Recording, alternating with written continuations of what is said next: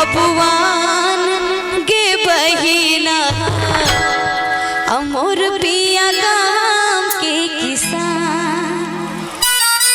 बहुत लोग गांव में कमाई है, बहुत लोग परदेश जाके कमाई है, लेकिन दोनों में बहुत के अंतर हुई है। अभी सुनाबी गीत के माध्यम से।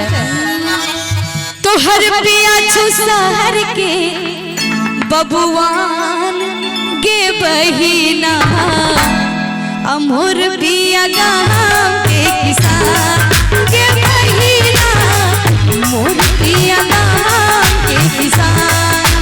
तोहर पिया छो शहर के बबुआन गे बहिना मोर पिया गाम के किसान गे बहिना मोर पिया गाम के किसान।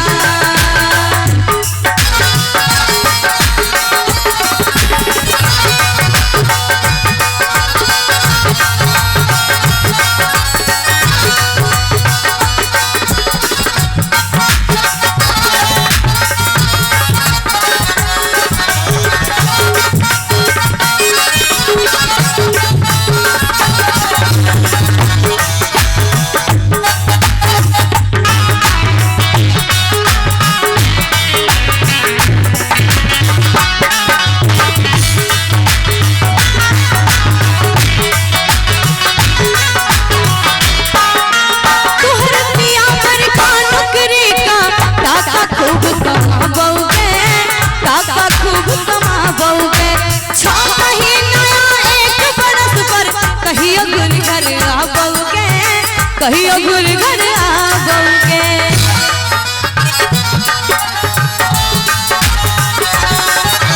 तोहर पिया बरका नौकरी का टाका खूब कमाबोगे टाका खूब कमाबोगे 6 महीना या 1 बरस पर कहियो गुर घर आबोगे कहियो गुर घर आबोगे।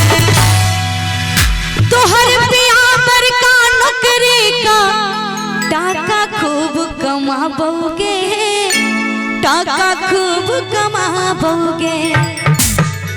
6 महीना या 1 बरस पर कहियो घुर घर आबोगे कहियो घुर घर आबोगे। और की लाबै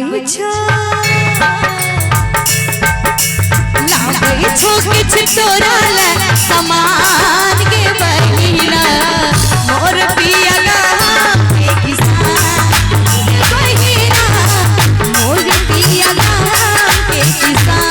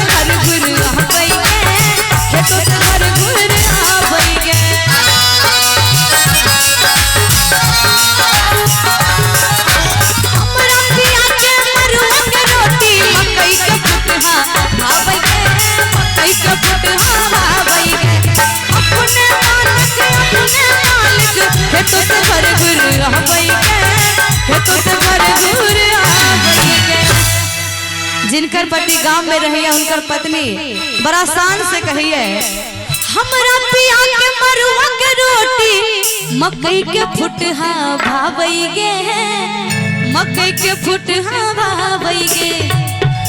अपने मानक अपने मालिक खेतों से घर घर आवई गे खेतों से घर घर आवई गे। अरे सीतल के से गलत मुँह में पान के बहिना मोर पिया गाम के किसान के बहिना मोर पिया